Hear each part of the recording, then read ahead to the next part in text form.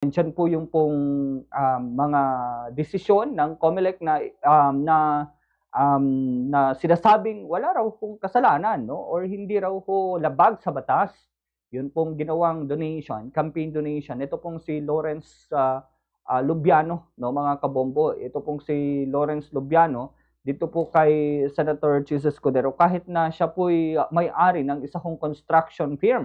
Kasi sabi ho ng COMELEC, teka, hindi naman galing sa construction firm mismo yung pera na i-donate, kundi galing po dun sa mismong personal na pera nitong may-ari ng nasabi pong construction firm. So yun po yung sabi ho ng COMELEC, mga kabombo. No? So siya po yung pong may-ari ho kasi presidente po ng Centerways Construction and Development Incorporated. Ito pong si Lawrence Lubiano. So sabi naman ho ng COMELEC, teka, hindi naman galing sa pera ng construction firm.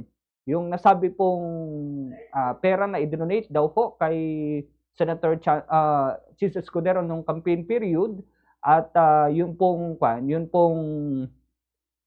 pera na yun ay galing raw po sa sariling bulsa nito pong presidente ng nasabi pong construction firm na si Lawrence Lubiano. So hindi raw po ito paglabag dun po sa nasabi pong Omnibus Election Code. Pero kunan nga ho natin ng reaction ho pala si Attorney Randy Ariola kaugnay ho dito po sa bagay na ito. Ano po yung pong kanya hong masasabi kaugnay ho dito po sa usaping ito? Nasa ating linya na ho.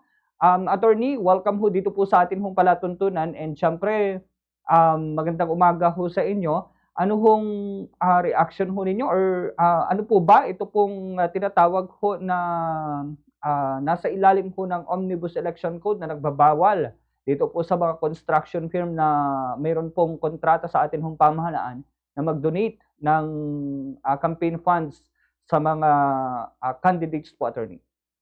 Okay, magandang umaga, Bombo. Magandang umaga po sa lahat ng ating mga tagapakinig. Okay. Alam niyo po, una-una nakalagay po sa Omnibus Election Code kasi, kunyari, ikaw ay mayroong kontrata o magkakaroon ng kontrata sa pamahalaan at lalong higit kung ito ay bago yung eleksyon, ay bawal kang magbigay ng donasyon sa mga kandidato. Dahil baka magamit yun later na ma-impluensyahan para ma-award sa'yo, o baka magkaroon ka ng dagdag na mga kumbaga maging rason para later on ay ma-impluensyahan mo yung kandidato. So any natural or juridical person na merong kontrata sa gobyerno, yun ang bawal. Ngayon, dito sa kaso kasi na nangyari, dito doon sa kaibigan ni Senator Chase at sa kanya, ay ang depensa nila, binigay yung donation. Although unang-una wala namang problema sa donation, naamin yon. Pero ang sinasabi na yung donasyon ay bigay in the personal capacity ng kanyang kaibigan. Di ba? Pero hindi sa korporasyon. Kasi yung pong korporasyon, siya po yung merong kontrata sa gobyerno. Ngayon, meron po kasing principle sa Corporation Code na ang corporation ay meron pong separate and distinct personality from the owners. Unlike, kunyari, ikaw ay single proprietorship o ikaw lang yung may-ari na negosyo, hindi mo pwedeng ihiwalay yung personalidad noong negosyo mo sa kasayo kasi iisa lang yon. Pero sa corporation kasi, once na na-incorporate na ito, at nagkaroon na ng Articles of Incorporation, nagkaroon ng Certificate of Incorporation galing sa SEC, ay meron na pong separate na personalidad yung pong korporasyon na hindi po from that of the owners. Kasi ang may-ari po ng mga korporasyon, di ba, stockholders. So yun po ang prinsipyo. So in short, merong sariling personality yung corporation, separate and distinct from the owners. May sariling ari-arian, may sariling utang, may sariling transaksyon ng corporation, separate and distinct from the owners o yung mga stockholders. So yun po yung depensa na nagawa. Kanya lang, meron ding isang prinsipyo sa Corporation Code, yung piercing the veil of corporate fiction na sinasabi na kung sakali, na okay, meron ng separate entity ang corporation pero may mga pagkakataon na pwede mong i-pierce, kumbaga butasan yung separate entity concept na yan. Kasi sabi nila, piercing the veil, di ba? Parang belo yon. Pwede mong sirain yung belo na yon at i-consider mo na iisa yung korporasyon saka yung may-ari. Kailan po ba ito? May mga exception po ito doon po sa separate entity concept at ito po yung kunyari, ito yung nagamit sa fraud. Di ba? O kunyari, yung may-ari, siya naman lahat, di ba? All or substantially all of the stock ownership ay kanya. So, maaari mong sabihin na hindi po magkaiba. Mga pagkakataon din ay kunyari ay wala naman proper accounting, may commingling of funds. Ibig sabihin ay yung pondo ng may-ari at pondo ng korporasyon ay isa. Yung transaksyon ng may-ari at transaksyon ng korporasyon ay isa. So, yun po yung mga exception doon sa separate entity concept. Ngayon, dito sa naging desisyon ng COMELEC ay wala silang nakita na rason para ma-implementa yung piercing the veil of corporate fiction. So ang nangyari, ang sabi ng COMELEC dahil magkaiba, may ibang personalidad yung korporasyon at merong ibang personalidad yung stockholder. At yung nagbigay ng donasyon kay Senator Cheese ay yung tao na stockholder na walang kinalaman yung korporasyon. Ang sinasabi ay personal na naging transaksyon ito nung stockholder nung corporation. So, yun po yung naging desisyon ng COMELEC. So, kung meron man talaga, kung talagang dapat ma-implementa yung piercing the veil of corporate fiction na kinakailangan na magsumite ng mga ng mga ebidensya na magpapatunay na ito ay ginawa lang dahil para sa ganon ay ma-circumvent yung batas. Kanya lang, mukhang kulang at hindi masyadong base doon sa desisyon ng COMELEC ay hindi masyadong napatunayan na masuportahan yung piercing the veil of corporate fiction. Opo. Well, attorney, kapag dyan po sa pinag-uusapan ho na piercing the veil of corporate fiction na binabanggit ho ninyo, hindi po ba pwedeng gamiting basis yung pagiging presidente ho niya? Gamiting? Na basis or parang ebidensya para ho roon sa nasabi pong argumento, yung pong pagiging presidente ho niya nung nasabi pong construction firm? Oo, pwedeng gamitin yon. Kanya lang, kailangan suportahan mo. Sabi ko nga, dapat kung unang-una, mapipierce mo yung veil of corporate fiction in case of fraud. Di ba? Na ginagamit mo lang na pananggalang yung korporasyon para sa ganun ay makakumit ka ng pandaraya, di ba? O ng mali.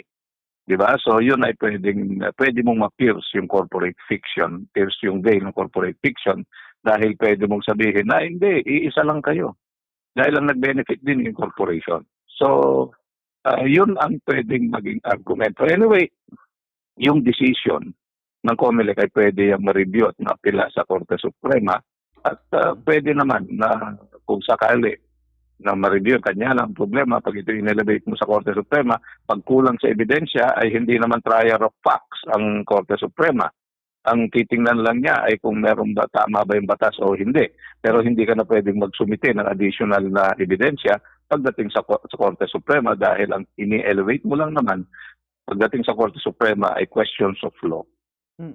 Opo. Well, attorney, pagdating ho pala dito po sa nasabi pong pangyayari, just in case na ito po ay talagang katigan ng, for example, NBank or sa Supreme Court, hindi naman ho kaya ito magiging leeway para sa iba na mga construction firm na i-convert na lang yung kanilang construction firm from sole proprietorship into corporation para at least kapag nag-donate yung sinasabing may-ari ay ligtas siya kasi sasabihin niyang in my personal capacity naman yung donasyon.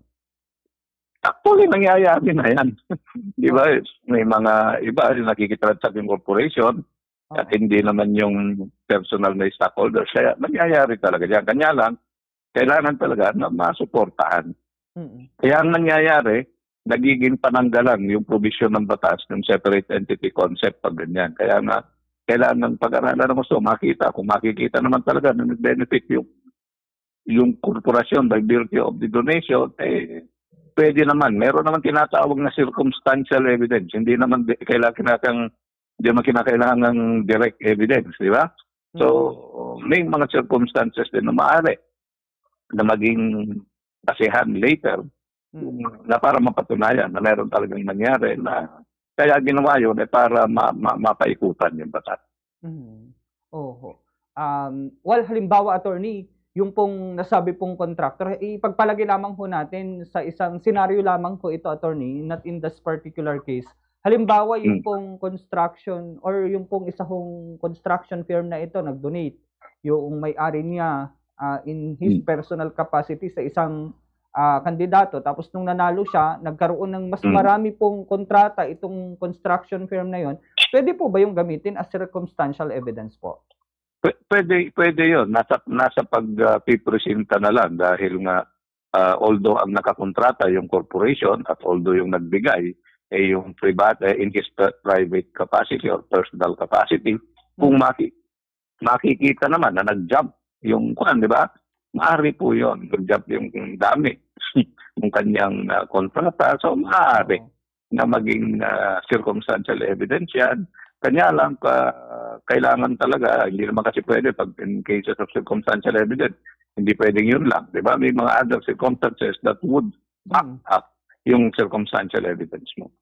Alright, sige po. Anyway, yun na lamang ho siguro, attorney, no? Pagdating ho rito, if ever na may mga nais na lamang ho kayong idagdag patungkol ho sa pinag-uusapan na lang po natin, ibibigay ko na lang po yung pagkakataon ko, attorney.